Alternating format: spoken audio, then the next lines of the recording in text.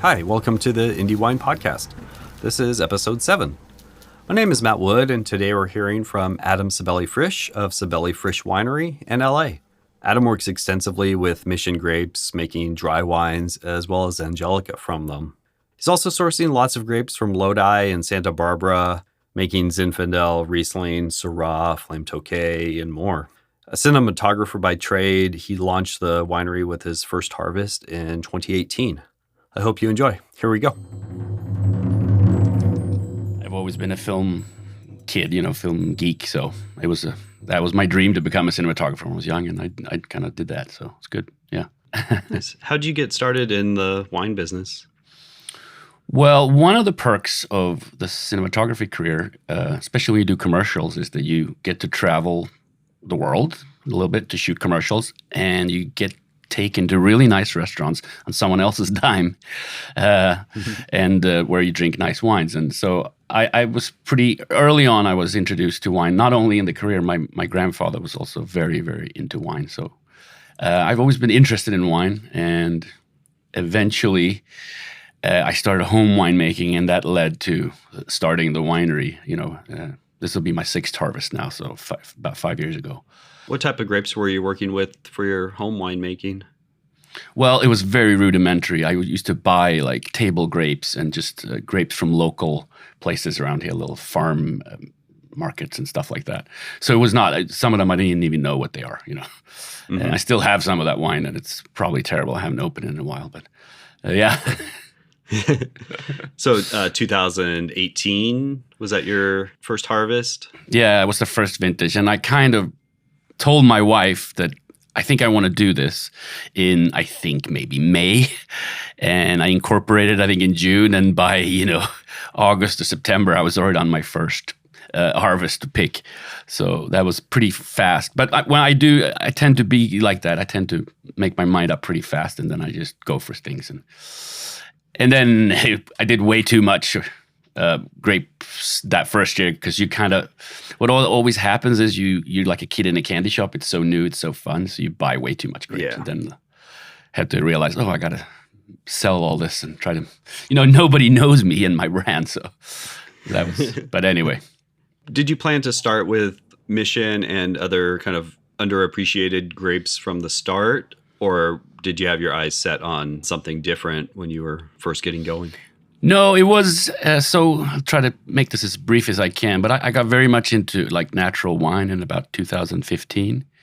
Mm-hmm. And that also coincided with my home winemaking and natural ferments and all that stuff. And I thought it'd be so cool to make wines from Native American grapes, because there's a whole strand that's kind of developed parallel here. So that was the initial idea. And then I tried some of those wines that have been made from Norton grapes and all these hybrids, and none of them really,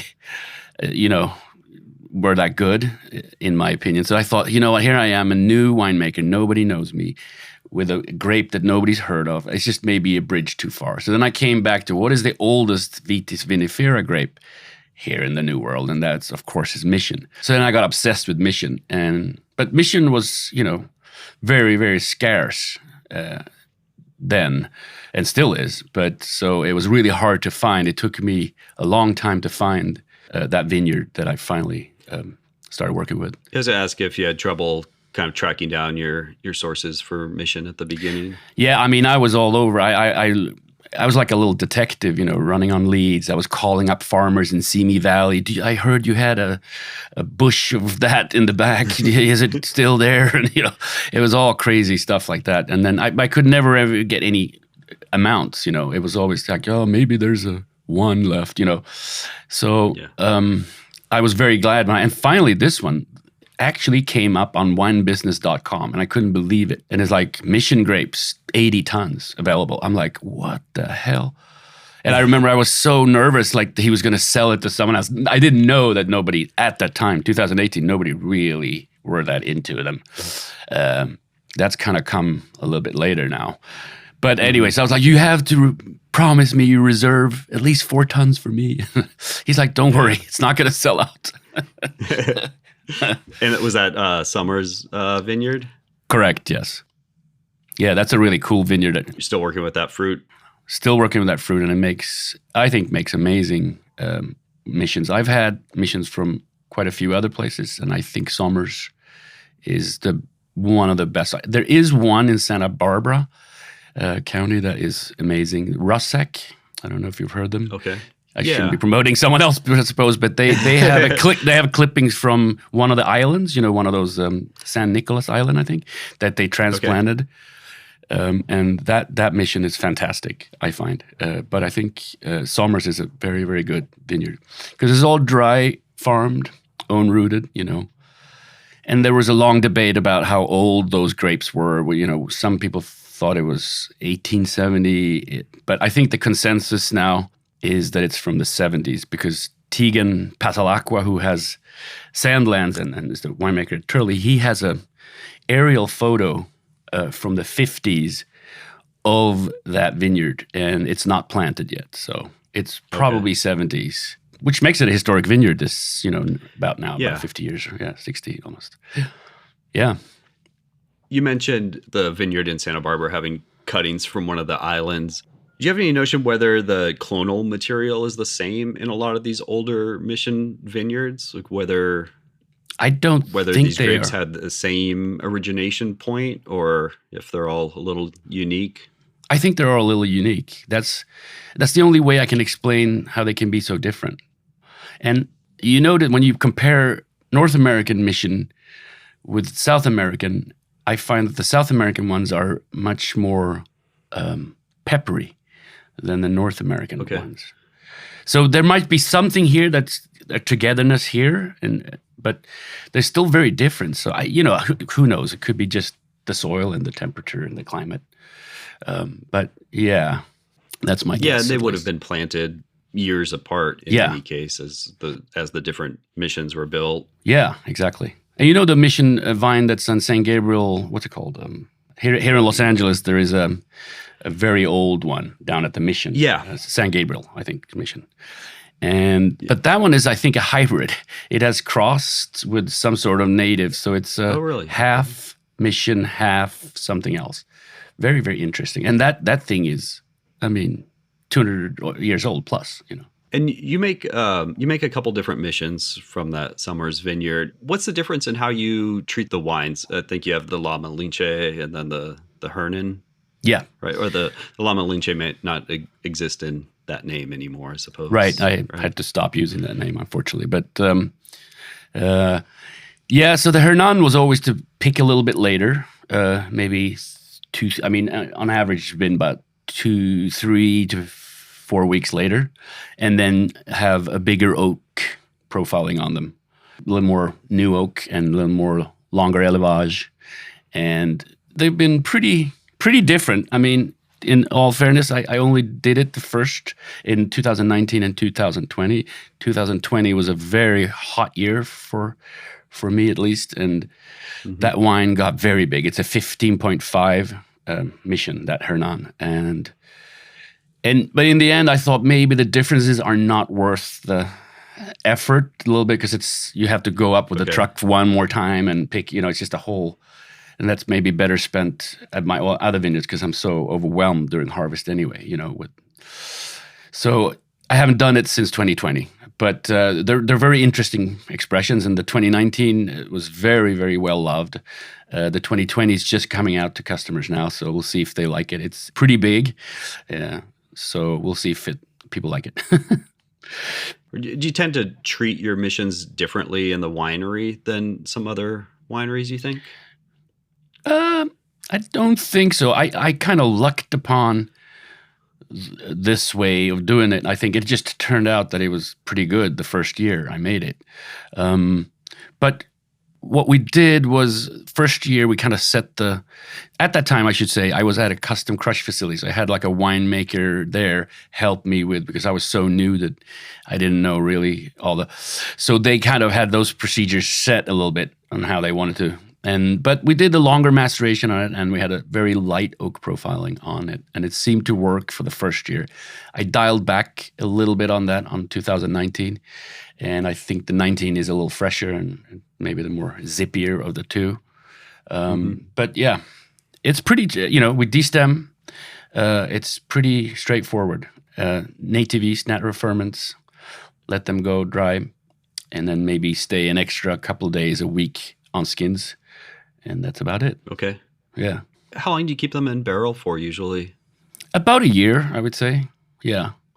And it's been more and more neutral as I go along, in that barrel. So now it's, I think the new one that's just getting released here in spring called Marina, it's the new name of it, has no new oak on it. Maybe, if I recall correctly, there might have been one second-year barrel on one of the lots, but that's about it. Yeah. You also make some Angelica from Mission. How's that? Correct. How's the Angelica working out for you? It's lovely. It's really nice. And it's a funny thing. I had Daniel Nieport came to visit the winery yesterday, and they're a very, very famous port producer in Portugal. Dirk Nieport, I think, is his father. And so we tried all his Nieports, and then I gave him the Angelica at the end, and he was like, "Wow, this is really cool because it has a lot of tannins, which is a characteristic of Mission. It has a lot of that kind of bitter, kind of Campari notes, Yeah." And he said, "This is amazing. It really works really well when it's fortified." And it's true, it really is a very good grape for fortification, and that's what the old Padres used it for mainly. But sweet wines are always hard sell. It sells. People love it. It has very high scores on Cellar Tracker, but it's not a big seller. It's just sweet wines just don't sell that much. So so that first year also, I should be completely honest, that first Angelica I made was started by Brian Harrington of Harrington Wines. Okay. He was retiring, and it's from Somers Vineyard, and he said, "Adam, I want you to have my 2 barrels of Angelica because you're the only one who's so dedicated to Mission." So I took that over from him, and I just changed it. I thought it was a little too sweet, so I just took the sweetness down a touch, and then kind of bottled it 2 years later. And it's been really, really nice. Now I have a new one in barrel, and inspired by Tegan again, who also makes an Angelica. He says that the correct way to do it historically is to direct press the juice and not have it macerate and get red color. So it's a okay. So no skin in essence or anything exactly. with it. So that's what I did. So it's in essence an Angelica Blanco, or if you want to call it that, or whatever. So that's kind of in barrel still, and it's developing, and probably be another year or 2 before I can release that. And you're fortifying that basically right at the start of fermentation. Essentially, you're fortifying the wine. Exactly. So what Brian did, he let it start fermenting a little bit to get the color, and then fortified it. This one I fortified immediately, right after press. So it's basically just grape juice and fortification, and then you let it age in barrels. It's developing really nicely. It has a really, really interesting hazelnut taste right now, which is, I don't know where that came from, but it's amazing. Is that aged pretty reductively? You keep the barrels topped up, or is it okay to get some oxidative aging going with it? That's what I have done, mainly because I don't have anything to top it up with. I could top it up with just wine, but I feel like, and I think that with the fortification, it can kind of take a little bit of that more than you could with a wine. Of course. So I've been done that. We'll see if that works out. I have 1 barrel. I made 3 barrels so far. 1 barrel is showing not so nice features. Okay. Let me put it that way. So the 2 other ones. So maybe that one had some strain that didn't go, or it just reacted to the oxygen differently, So we'll see. It's not bad, but it's different than the others. And then I know you've been on the search for Mission Vineyards, and have you found any other ones that you enjoy working with, or that you might potentially work with, or you feel pretty embedded in Somers there? No, I would love to have 1 more Mission Vineyard. That would be amazing. And I'll tell you what, there's a couple of stories that broke my heart. So just when I started, there was a farmer who called me. He said, "Oh, I heard you're interested in Mission." And then I have some in El Dorado County. And then I couldn't get back to that year. I was kind of tapped out, so I couldn't. And the year after, I was like, so what happened to that? Do you still have that? He said, I tore it all out. 70-year-old Mission wines. He had like 30 acres of it. He said, I'm sick of not being able to sell it. And I was like, oh, if you just waited one more year, I could have helped you, you know. But so that's unfortunately how it goes sometimes. So there is one in Santa Barbara County I'm trying to find out. It was an old, I don't know if you know, there's an old, there was a winery, female owned actually. She made a little Angelica from missions that she found on her property. And I think she sold that property. But I'm trying to find out if the mission's still there. That would be amazing to get one also closer to home, you know, here, since I'm LA based. Yeah, I was going to ask if there's any mission vineyards in LA area. Oh yeah, and then there are quite a few here, but they're all Abe Schoner he has one that he has kind of that he uses, and there's another friend of mine who has found one who's kind of restoring an old one that he kind of found. So we'll see. Maybe in the future there's going to be enough fruit for me to get in on there. Hopefully, I'd love to have a couple more missions just to show a different expression. You know, another grape that you work with that it kind of makes Mission look very well known is the Flame Tokay. Yeah, exactly. How did you come across working with that grape, and where were those grapes going before you started with them? Yeah, so that's a fun story. So my kind of grape whisperer in Lodi, Mike, shout out to Mike, he sent me just a picture of these. And he's like, do you want these? I was like, what the hell are they, first of all? Well, they're called Flame Tokay. Okay, I never heard of it, so I had to Google it. Yeah. And I was like, what am I going to do with those? I don't know. But then the color, he kind of sent me a picture of the cluster in his hand, and it had this beautiful pink color. And I thought, wow, that color is so amazing. I wonder if you could kind of, if you did like a little light skin contact, would it infuse the wine in that vein, in that color? So I thought, you know, it was cheap as well. They wanted very little money for it, the fruits. I thought, why don't I experiment and try it? But you know, Flame Tokay is pretty big berries, so they're hard to process, to be honest, because they don't go through the destemmer. So you kind of have to either foot thread them and keep the stems on, or otherwise just crush them simply. So they kind of threw a wrench in the winery machinery, you know, when they first came in, and then I wasn't quite sure how to vinify them. Means I had them, I think it was 4 months on the skin for the first year. Oh wow, okay, so real extended maceration on those. Right. And when I tasted it, you know, throughout, I was like, man, I've gone too far with this. But after you know, we pressed it and then it sat for another year or whatever it was, it turned out to be beautiful, actually. It's just the perfect. And I've had less maceration since then because it just hasn't been practical to do so. They're about a month now. But I think this year I'm going to go back to that little slightly longer one that I had the first year, because there's something about also when they've aged. When you try the 2018 now, it's actually really, really nice. Nice. Yeah, it's such a unique wine. Yeah. You've been working with a different vineyard for the Flame recently, or is it the same source? No, that's a good point. So the first year I took from a small homestead. It's not really a vineyard. Called Chandler Vineyards. It's this woman called Chandler. She has an old property there, and the west side of Lodi. Sorry, and then it became quite. Let's just say that farming wasn't it was a little bit hit and miss. So it was hard to kind of pick that vineyard. A lot of bunch rot, a lot of problems. So I was looking for another one, and then I found a little bit more from the Perlegos brother, the same people who own the Stampede Vineyard, where I take his Zinfandel, and you know, very nice, great people, great farmers. But I finally found one. A gentleman, he'd let it fallow for a few years, and he said he just wanted someone to farm it. So I kind of took it over and started farming it. You know, I don't farm because I'm a city boy, but I have. You know, Mike helped me farm it for me, you know, because he knows what he's doing.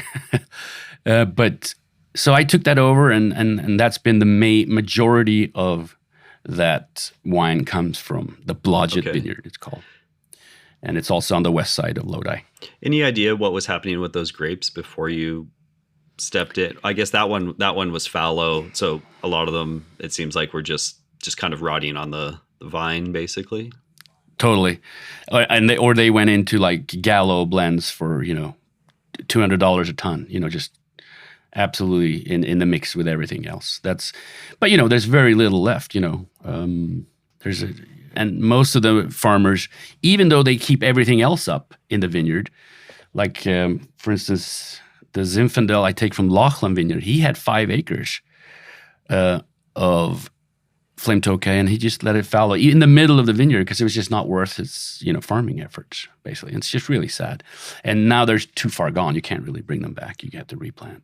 Yeah, it's sad for a grape that was so important to Lodi for a long time back in the day. Yeah. It's like the Lodi grape. Yeah, you drive through the town and everything's like the flame this, the tokay that, and it had a huge impact on that area, And also amazing grapes to eat. They're just so much more tasty than the seedless ones. It's just a huge, huge difference. Yeah, I've never tried one fresh, but I know those seeds get in the way for people.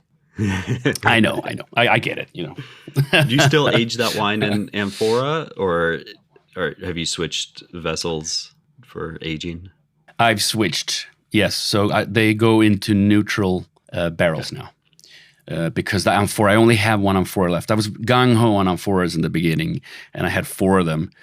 And in the end, they're just kind of hard to manage. They don't, when you have a very small space like I do too, they're really hard they take up a lot of floor space you can't stack them. And so I got rid of 3 of them. I only have 1 left. And that one I use for my white Zinfandel now. Okay. Because it seems to suit that, very well.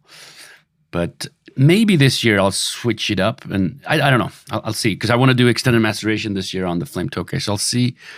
I might just do it in a tank, but we'll see how that goes. You've been working with Zinfandel. It seems like you've been kind of adding some more Zins to your winery every year. Yeah, exactly. What is it that you're liking about Zinfandel? Well, I've always enjoyed Zinfandel, and that was kind of my first discoveries of American wine in Sweden, because I'm originally from Sweden, was those kind of easy drink. This is the early 90s, turning leaf, Fetzer, Zinfandels that kind of came in then. And we were always kind of amazed at how ready to drink they were and how welcoming and sunshiny they were. So I've always been intrigued by it. In the beginning, I suppose I had a revelation. I just didn't see what the companies or the wineries kind of focus should be. And now I've come to the conclusion after these years that it should be American heritage varieties. So that's kind of the focus. So Mission, Zin, Riesling perhaps doesn't quite fit in that, but Riesling has been planted in California in huge numbers since the 1800s. Used to be very popular. One of the biggest white grapes ever here. Yeah. So I think it fits. So that's so that's kind of what it is. I love Zinfandel. I love also that it's a little bit of an underdog. You go to a restaurant and that takes great pride in their wine list, and you might find 1 or 2 Zinfandels and pages of the other stuff. So it's been looked down upon a little bit, I think, by sommeliers. And also, I sell a lot to Europe, and they love Zinfandel because, they don't want to come to America to buy Syrah. Yeah. It's not, or Cab necessarily. A little bit of Cab, they'll buy that. But, Zinfandel for them is really interesting. And we should be proud of the history of Zinfandel here, especially here in California. It's an amazing grape. And so besides the Stampede Vineyard in Lodi, what other vineyards are you working with? Which the Stampede people are making great wines from that vineyard right now. It's really it's a great site. Some really great ones coming from there. Great site. Yeah, you probably have had my friends at Maitre de Chai. Have you had theirs? I have. Yeah. Very good, and lots of good producers out there. Yeah, I do. So the same growers, the Perlegos brothers, they have a couple of other ones, but they have another one, very old. I think it's planted in the early 30s. Okay. It's called Cherry House. So I did that first year this year, and it's turning out amazing, and very, very different from Stampede. Yeah. Even though they're only a couple of miles apart. So that's really interesting. I also take from Lachlan Vineyard, which is in the tiny sub-AVA called Yahant Okay. in Lodi. So that one I released, first one in 2020. I did a white Zinfandel of that in 21, which gets released now. And this year I did red again. So yeah, it's good. It has a fresh kind of note. They're all kind of fresh. I tend to make Zinfandel in a fresh way, or that sounded like I was full of myself there. But you know what I mean? Like yeah, it's a little lighter, fresher style. Retain acidity, yeah, exactly.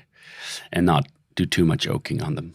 Although I have to admit that Zinfandel sometimes really, there's something about American oak and Zinfandel I think works very, very well if you're very subtle with it, They're just meant for each other somehow. Yeah, I feel like you're not necessarily afraid of oak. I don't think I've had one of your wines that was over oaked, but it doesn't seem like you're. I have over oaked a couple of wines. Necessarily afraid of some oak influence in them. Yeah, no, I'm not. I go back and forth. I really like the freshness of no oak, but at the same time, sometimes I feel like there's something magical that happens. If you have a little bit of oak and you have the patience to wait a little bit, there's something happens like 5 years down the line. Like my first Syrah from 2019, I totally over oaked, I thought, on release.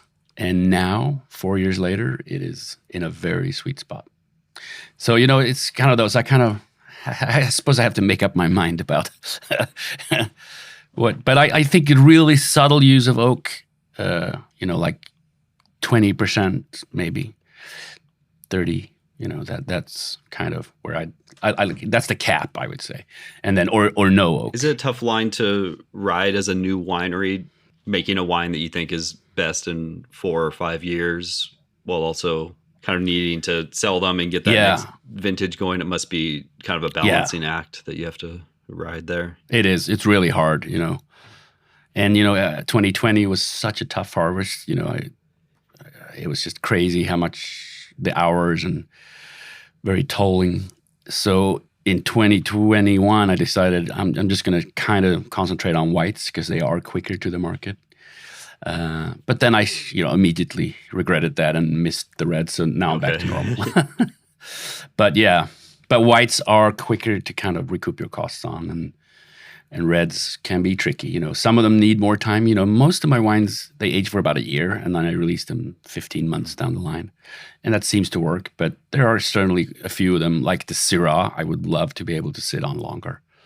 It just develops very nicely. But yeah, the reality is you can't always. Yeah. It seems like you're very open with somewhat maybe the challenges, but also just kind of the day-to-day work of running a small one-man winery. Yeah. You see like the Instagram posts and everything, even if it's just sulfuring a barrel. You enjoy teaching, or what is it that you enjoy about sharing kind of the day-to-day work of a small winery? Wineries do topping up the barrels because, as you know, they evaporate quite heavily, actually. I was there yesterday and did a top up on some of the white wines in barrels, and some of the barrels needed 2 to 3 bottles, full bottles of wine, basically, to bring them back up to full level. And that's after only a month, And speaking of time, I tend to top up each month. I think some wineries do it every second week or every third week. It depends on your regimen. Well, I think there's a lot of cloak and daggerism in winemaking, and a lot of secrets, and I've always been against that because those who have helped me have been very open, and I wish I want to pay that forward. But, I also have to say I'm not a very experienced, I'm pretty new as a winemaker. I have no training as a winemaker whatsoever. I don't say this in a proud way. I wish I had, but I just had to learn on the job, so to speak. And it was funny in the beginning. I didn't know anything about cellar practices or how to even connect a hose. I had to go to my buddy Dusty Knobber. He's a winemaker, and tell me, how do I connect hoses? And he had to teach me how to do basic cellar work. So I was kind of clueless in a way. So I just had to learn on the go. And you make mistakes. I make mistakes. So I don't want to teach anyone something because I have kind of rudimentary skills, but I want to be open with. I find that's engaging. And there's a couple of winemakers I look up to that are very open with their winemaking. I think it's great. You have your milk fed series of wines, and it seemed like those started out as kind of orange wines or skin contact whites, and then have kind of morphed a little bit. Is there a through line through those wines? There was. Okay. The originally is exactly like you said. I wanted to make, because this was a remnant from my natural wine days. I wanted to make skin contact whites because they were exciting at that time. So that was the plan was always going to be, at Milkfield, it was going to be skin contact whites. And as I kind of started drinking more and more of them and longer, I just became less and less enamored with them. So I thought, you know what, I don't want to only do this. So now it is my experimental lab where I'm allowed to do anything I want. Okay. With any grape in any shape or form. And it's all limited editions. They will only be made once, basically. And then I move on to some other experiment. So okay. That's the so plan kind of now. the test lab, and maybe some of them move into like Exactly. regular production and some kind of go away. Exactly. So the Milk Fed 3 was a pick pull, and that one turned out so great that that's now a regular. Okay. And yeah. I did Petit Manseng as a skin contact for Milk Fed 2, and then I did it now from Milk Fed 5 too, and that was only because I had a contract on that Petit Manseng.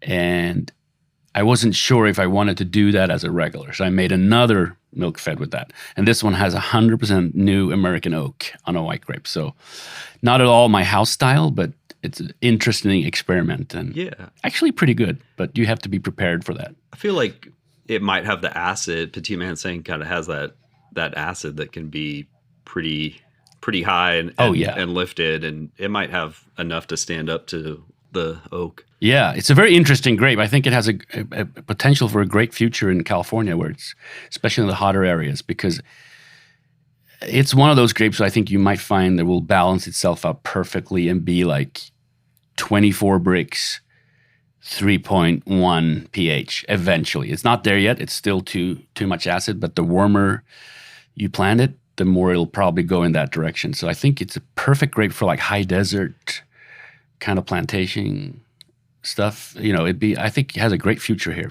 actually. And I think, what's his name? Tablas Creek have experimented with it. I think they planted some. So, and I think maybe Morgan and those guys at Bedrock might have tried a little bit as well. So there's certainly something there. I think it could be a real grape of California with climate change and planting in some of the warmer areas, either as a blending grape or as a standalone. Yeah, exactly. And I mean, I don't know. I think in France it's mainly used for sweeter wines, right? I think I think you're right. I haven't actually had any of them, but I think it's generally made as a later harvest style wine. Yeah. Any other misunderstood grapes that you kind of have your eyes on, or that you are on the lookout for? And if you don't want to say, that's okay also. No, and if you don't want to give away what you're looking for. I have a few tricksters up my sleeve, I think, for the Milk Fed series, where I can experiment. Mm-hmm. So there's a couple there that I'm really interested in trying. But in general, I think the focus of Sabelli-Frisch now is to be a little bit more consistent and with the American heritage varieties, and kind of concentrate on those, and not do too much. I was a little bit like a kid in a candy shop in the beginning, and I just took too many different things, and some of them are charming, but they don't really they're hard to deal with or hard to sell. You know, it's like the Tinta Cow, for instance, was an interesting experiment, but I don't think America's ready for Portuguese varieties quite yet. Yeah, it was a good wine, and I think they grow grapes pretty well at that Tamayo vineyard. But I know it's changed hands, and yeah.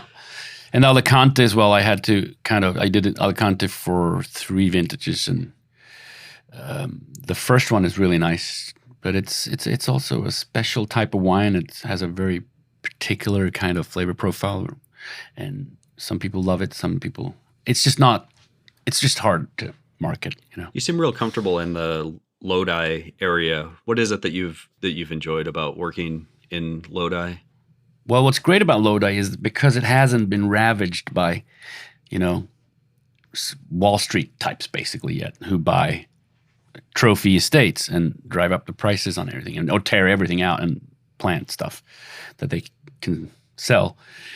It has a lot of history, and I love all that. And it's a real farming community. It's like, until Guantonios moved into town in Lodi, you couldn't even get a decent restaurant in the place. It was just, it was very kind of charmingly stuck in its time in a way. And I know a lot of people there now. They know me, so it's just easy. I get tips about fruit. Hey, there's this old vineyard here.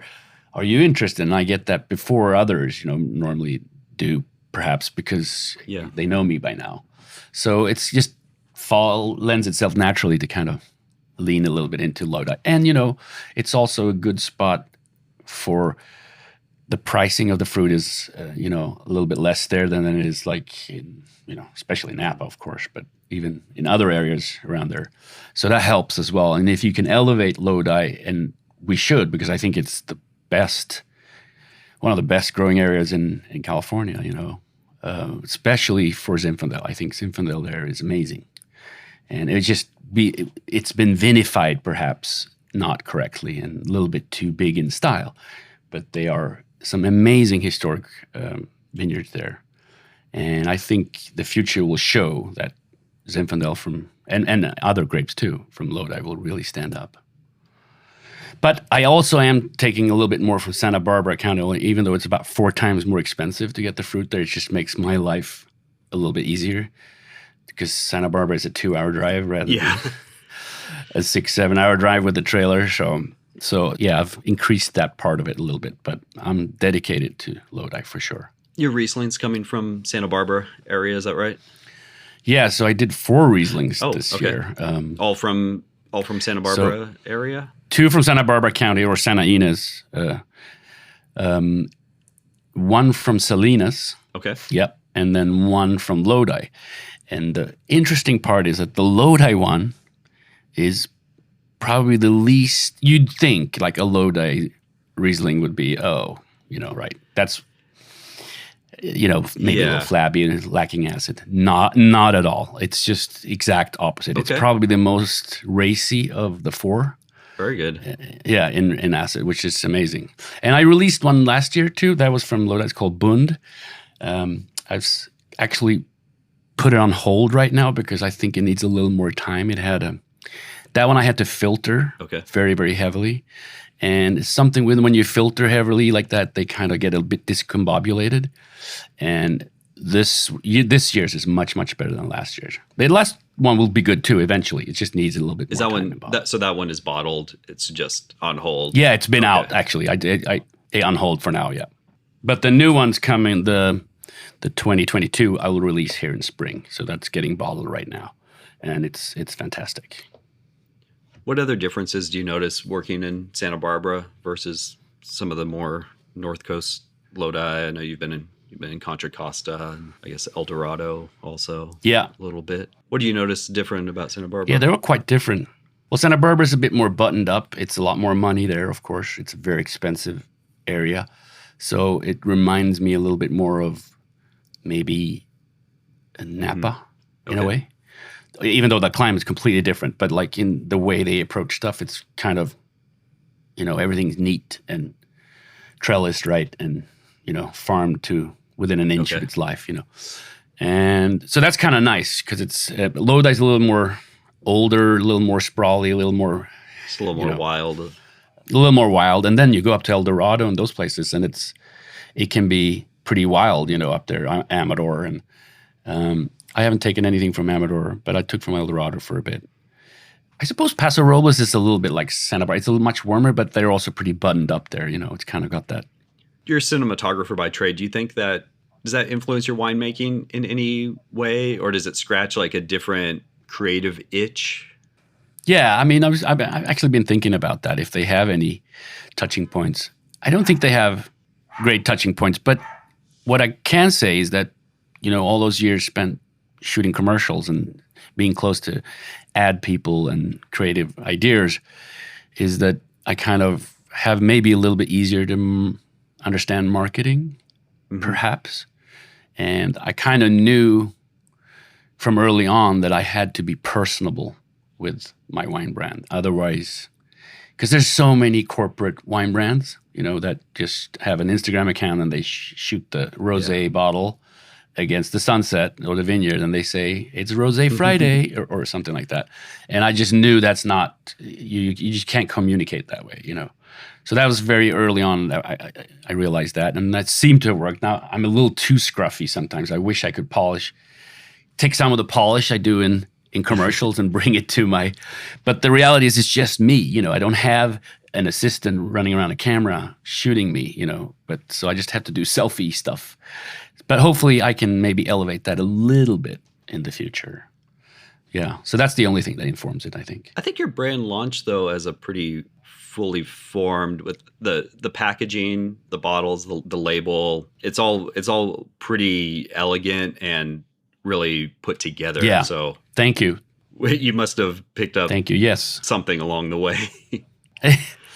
Yeah, and I did realize there that I needed professional help. So I had an old friend in Sweden do it, who's a designer. And we pretty early settled on that minimalism. I mean, I'm naturally a minimalist, just how I am wired. But, we didn't want to play on any of this ancestral or history stuff. We wanted to be clean, modern. And so that's what we did. And we settled on that kind of embossed look, which people complain about sometimes. I can't read the label. I can't see what the brand is, but yeah. But yeah. One thing I meant to ask you when we were talking about Mission is, what do you feel like the aging curve of Mission is, or your missions more specifically? How well do you think they can go out for? That's a very good question, and I'm still not sure. It has a kind of a tannic backbone that would suggest it could age. But what it sometimes lacks is a little bit of acid. The grape itself is not a very high acid grape. So that would kind of speak against it. And it also has it has a lot of fruit forwardness, initially, like a lot of strawberry notes that might also fade into something interesting. So I think it's 70% for it can age well, 30% against about. But I think, the 2018, the first year now, people are saying is pretty good still. So it's at least it's lasted 5 years, So that's good. Yeah, I feel like there's I think there's aging potential. It just hasn't been that long since people have really been treating Mission as a serious grape. Right, exactly. I don't know what they did on all those years, but, yes, it has a little challenges. As a grape, it doesn't have deep color and stuff like that. But for it to warrant all the hate it used to get in, wine press and also old wine books, I don't understand what they did, to be honest, because it's not that, it's not that bad, even if you really screw it up. Do you think it was a crop load issue, maybe? I don't know. Like overcropping, or? Could have been. Could be. But the funny thing at Summers is by all, measures, an overcropping vineyard. It is. Okay. Those vines are 8 feet tall, and they're just huge, and they produce tons of fruit. And, they do thin them a little bit, but it's still crazy. And it still manages, to make interesting wines. So I'm not sure. It is a very sturdy, high-cropping grape, and that's obviously the reason the conquistadors brought it with them. They knew something. They knew it would stand a good chance to survive in the New World because it is sturdy. It's just It's a tough little grape, you know. And the bunches are also so thin, right? So lots of air move through them. They don't get bunch rot and stuff. So they're kind of disease proof in a way too, in many ways. So they were onto something. They were smarter than we think. Those old. Yeah, it's planted in a few different climates and a few different areas in California. So to say that it doesn't make good wine from any of those is kind of a wild statement. Yeah. I would love to see it planted up north, though, where really cold climate, to see how it would do. But I mean, nobody's going to plant it in Sonoma. It's just too expensive, you know, or up there. But you could maybe go up to like Humboldt County or, you know, something like that and try to, you know, that'd be something to experiment with. Yeah, the missions didn't make it up that far in California. They stopped before they got up there. I wonder if they'd retain a bit more acid up there, maybe. That'd be interesting. Yeah, maybe an experiment to do. Yeah, see if you can find somebody. Buy some land. Find somebody to put some cuttings in. Exactly. I should also mention that I am expanding my Syrah a little bit. And the Syrah does not fit at all with the American heritage tradition. It's just I happen to love Syrah very much. So it's a little bit of an indulgence. But I think what's going to happen is, because I take one of the Syrah, or the only Syrah I make, I take from Lodi, and it's from really old vines. They're planted in 1964. Okay. Bone-rooted. So very interesting little vineyard. Smuggled in. Is that the Harris Syrah? Yeah. Okay. And they were smuggled in from Australia, cuttings. So there was actually Shiraz, I suppose. But I think I'll break that out into a little sub-brand. That's the plan now. Okay. For the Syrah, kind of not to contaminate the American heritage idea. So they'll be under Sabelli-Frisch, but they'll be like a milk fed. You know, like, and I'll just do like Syrahs in that little, one or two Syrahs in that little special side milk fed. I haven't decided what to call it yet, but I'm working on it. What is it that you like about Syrah? What's the thing that grabs you with it? What I love about Syrah is that you can vinify it you can pick it at 18 bricks and it can excel, or you can pick it at 27 bricks and it can excel. It has the biggest range of any grape. It just excels in all of those, in that whole range. And I don't know any other grape that can do that. And also that kind of stem inclusion, whole clustery world is so enticing on Syrah, on the lower alcohol level, you know, style. It's just very, very crushable and juicy, and also food friendly and ageable. You know, it's the perfect kind of sweet spot. So that's really, really nice. And I also think Syrah is kind of a little bit, you know, I mean, it has got a little bit more recognition over the years here now, but I think it goes in waves, right? It becomes popular and then it kind of goes away, and it definitely fluctuates. I think it's on the upswing a little bit now. Yeah, I think, but it should be on everyone's table, I think. Do you use whole cluster in the Syrah that you currently make? No, I don't. And now I've kind of established the style for that wine. So I think I did a little bit, like maybe like 10% last year. So I might increase that a little bit, but I don't want to change the style completely on that one. But for the new one, I think I will do that because there's something very charming about that style. Where do you tend to come up with the names for your wines? So most of them are named after cinematographers. Okay. That I admired. But they can also just be a cool name. So Lanterna is, I think, for instance, for the Flame Tokai, it's called Lanterna. Lanterna is a Swedish word for a lantern. But I think it's actually a borrowed word from the Latin language. So it just seemed to be right for that color, you know? Yeah, beautiful color. And and like the Tinta Cow was, Lusíads is like their Portuguese national anthem, like one of those historic anthems or themes, and they call it, or like a poem or something, you know. So, and I thought Lucy, I read that and I was like, oh, that's just a great name. I got to use that. But most of the wines are named after cinematographers. So the Gordon W., which was my first Alicante, that's Gordon Willis, the Godfather cinematographer, brilliant Oscar-winning. And Harris is named after Harris Savides, another famous cinematographer, also dead now, unfortunately. So yeah, stuff like that mainly. Great. Can you let everyone know the best places to either stay up on what Sabelli-Frisch is doing and be able to get some of your wines? Yeah, absolutely. So I'm probably best is the Instagram account, Sabelli-Frisch, just straight up, no hyphenates.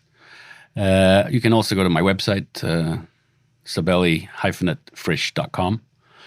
And yeah, I've also just recently gotten distribution last year here in California, so you'll be able to catch the wines, I think, in more places than they used to be. So that's fun. I keep getting, people taking bottle shots of it at the restaurant here and there. I was like, oh, I had no idea it was in that restaurant. It's great. Are there certain wines that are in distribution and some that are kind of winery only? Yeah, so exactly. So the milk fed tend to be, so the smaller lots I tend to do just direct for customers. But the Mission and some of the Riesling and some of them, yeah, are in wider distribution. The Mission seems to be the constant, and Zin. Okay. Almost everyone has taken that one of my distributors, both here and abroad. Thanks for listening to my interview today with Adam. If you haven't had a Mission wine recently, I'd urge you to try one and see how the grape is being approached by Adam and some of the other winemakers he mentioned. You can follow the podcast on wherever you're listening, and also the Instagram at Indie Wine Podcast for updates, or email indiewinepodcast@gmail.com. Our next episode will be with Christy Tacey of Tessier Winery. Christy's a trained microbiologist who now uses those skills to make minimal intervention Pinot, Mourvedre, Riesling, Rosé, and more from Santa Cruz Mountains, Anderson Valley, El Dorado, Arroyo Seco, and other appellations. Thanks. Have a good one.